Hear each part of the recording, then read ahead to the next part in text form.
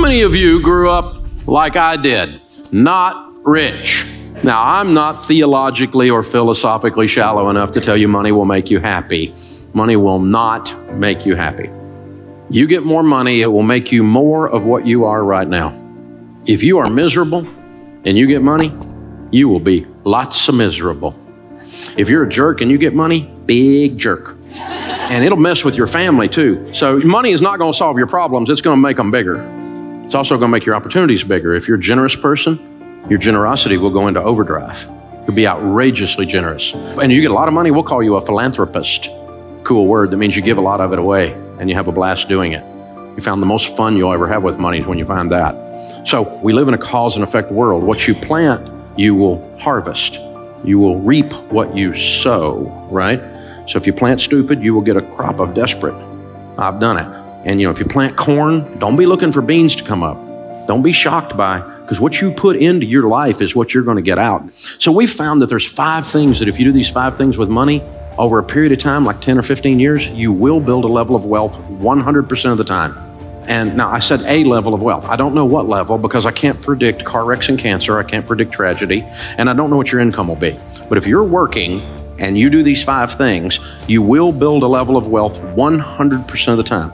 And this is not some prosperity thing, and it's not mystical or magical. When I cover these 5 things, they're all common sense. But common sense is so rare now, it's like having a superpower. So let's look at the 5. The first one is get on a budget. A written plan.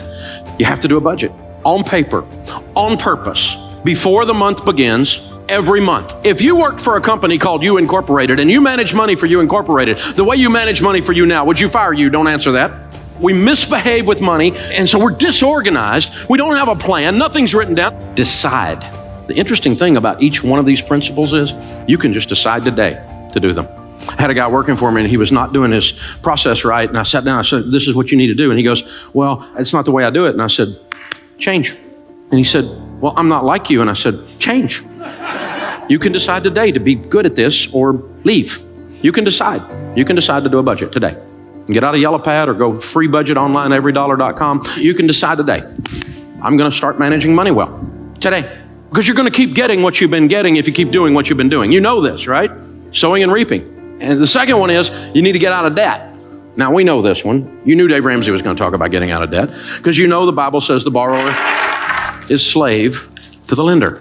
It's real. Now, here's the deal. Think about this. Your most powerful wealth building tool is your income. Let me show you what slavery looks like. This week, they came out with new data that shows that the average car payment in America today, according to the National Auto Dealers Association, is $499. That's dangerously close to $500. You take $500 a month and invest it from age 30 to age 70 in a decent growth stock mutual fund, you'll have $5.6 million. That's what a car payment costs you. So who'd you make rich? General Motors, Ford, Lexus, I don't know, Toyota, who was it? You made somebody rich. It wasn't you. And you're driving along in something you can't afford, scratching your head and wondering why your kid's college fund isn't funded. Because we're giving it all to somebody else. And they have nicer furniture in their building, have you noticed? Something's going on here, guys. And some people in here got a student loan that's been around so long you think it's a pet. You got MasterCard in your life. I mean, it's hard to be a slave if you don't have a master, so you might as well. We've discovered bondage and American distress. It just keeps going and going. And I've done it too, y'all. I'm not picking on anybody. I'm just saying, here's the deal. Think about this. What if you had no payments? Can't even get my head around that. Well, you're always going to have a car payment. I hear people say that. Little man can't get ahead. You're always going to have a car payment, so drive something nice. YOLO. Right? Which, by the way, is addressed in Proverbs. It says fool right after that. See, these are how we talk when we're losing. You can't get ahead. I sure hope we can elect a president who will fix my life. Not going to happen. Neither one of them got the goods, I'll just tell you. You're in charge of your life. It's the only one that's going to work. And that's what changes. So how do you get out of debt? Well, you have to decide to not borrow anymore. That's the first step, isn't it? We had plastic surgery at our house. Had a plastectomy. Decided we're not borrowing money anymore. MasterCard.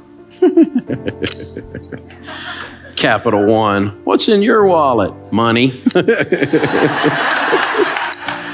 You're weird, Dave. You're right. And I'm not broke anymore either. I decided I'm not living like this. I hadn't had a credit card in 30 years. You don't have a credit card? I don't have a credit card. That's my wallet. got green presidents' faces. And it's got 4 pieces of plastic in here, 2 debit cards, one on my business, one on my personal account, which will do everything your stupid credit card will do. I travel more than any 2 of you put together. Shut up. It works, okay? Dave, you're not getting airline miles. Yeah, I've met a lot of millionaires, and none of them said, Dave, I made it all on my airline miles. I hadn't heard that one, so I got my driver's license and my handgun carry permit. The third thing, once you're out of debt, then you need to be careful to foster high-quality relationships. What's that got to do with money? Everything. There's a huge correlation for those that build wealth and who they hang around with, because you become who you hang around with. Have you noticed that? You don't let your kids hang around with little juvenile delinquents, right? If little Johnny down the street's a weed head, you don't let your kid run with little Johnny because you know you're going to have a weed head in your house, right? We know this. So they come home with that mouth on them, and you're going, where'd you learn that? I'll get you knocked in the next week in this house. Where'd you think you could get away with that? I'll take you out and make another one look just like you. It's because they're hanging out with little Johnny, right? You know what happens. We're the same way, y'all. We're the same way. You talk like the people you hang around with. You read the books they talk about. If you don't read and all your friends watch The Bachelor, well, here's a clue. Okay, here's what's going on. If this is all you know about is reality TV that's not a reality, probably we need to change our diet, read a book. And so Charlie Tremendous Jones said 5 years from today, you'll be the same person you are today, except for the books you read and the people you meet. Don't be deceived. Evil company corrupts good habits. And do you know this? The studies have shown that over a 10-year period of time that your income will become within 10 to 20% of the average of your 10 closest friends' income. Because you have the same habits they've got. You have the same diet into yourself that they've got.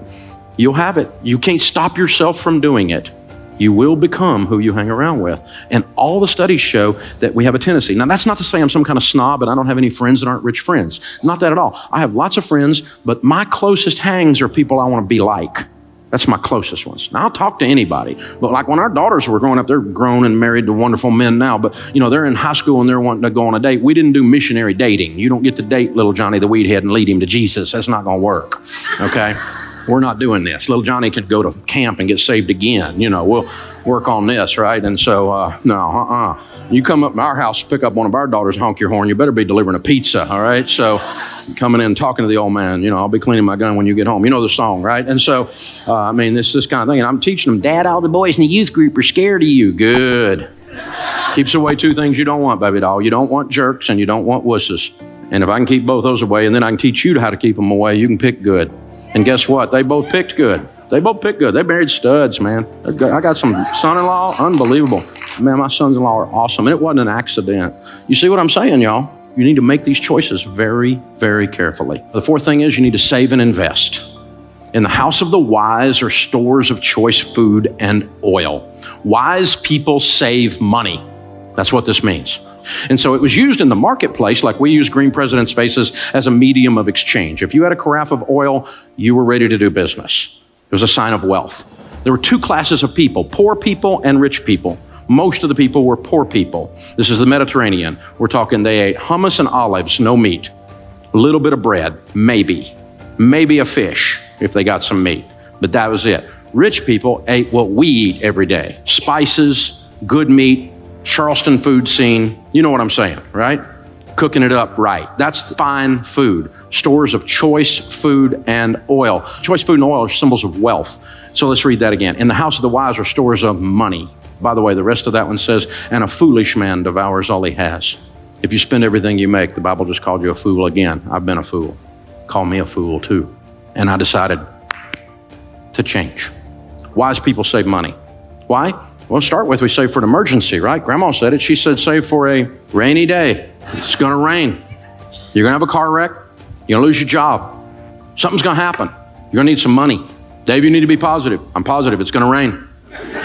Something's going to come up. This one I don't understand. Unexpected pregnancy. Say what? Okay. But people come up with all kinds of things that are emergencies, right? Something's going to happen. And then you need to save and invest so you retire with dignity. I'm going to spend everything I make and hope the government, which is well known for its ability to handle money, will take care of me. Dumb idea. I'm not even sure some of them have opposable thumbs up there. You know what I'm saying? It's just ridiculous. And we're counting on them in some whacked out kind of way to come be. They're not coming. There is no white horse. There is no Calvary. You're it, okay? You are in charge of your destiny. And that's great news. And so all worried about the election, and I'm not worried about the election because I made money under both parties. Turns out it wasn't up to them in either case. I've lost money under both parties. None of them sent me a check. They all just want money.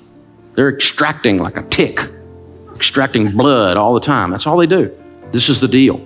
The last one is all about generosity, but this is all about cheerfulness. Generosity is not just a transfer of funds. Generosity is a spirit where you decide to be a generous person. Generous people are more attractive. They smile. They're not grouchy. It's not all about them. They're the ones that open the door. They're the ones when the grocery bag has the bottom drop out and your groceries are rolling all over the parking lot. They're the ones out there helping you pick it up. These are the people that when they go out to eat, they leave a tip, you cheap and ridiculous. Well, I'm not one. I leave big tips because it's a form of generosity. Well, they didn't give me good service. Oh, shut up. They're carrying a tray that weighs more than you. Figure it out. They parked your car in the rain and in the heat. Shut up. Give them some money. They park your $130,000 car and you give them $3. What are you, a nut? That's Ferris Bueller parking the car there. You take care of that, man. I give them a $20 bill. My car's still sitting there when I come out. It's amazing. Besides that guy's working his way through college or something right then. If he says better than I deserve, that's his code for I'm getting out of debt. If they say that, you got to give them a double tip. So I give them 40. My wife's like, I'm going to park your car. No, you're not. You're not working your way out of college. You've already put up with me for 30 years, so it's all right. Generosity is a spirit. It changes everything in your life. But it's awful tough to give if you're broke. If you're in debt and you hadn't saved any money and you don't have a plan and you're not hanging out with other people who are givers. And so change. You get to decide today. It'll change your life. It'll change your family tree. You will change everyone with your last name that follows you if you do these things. It's that powerful.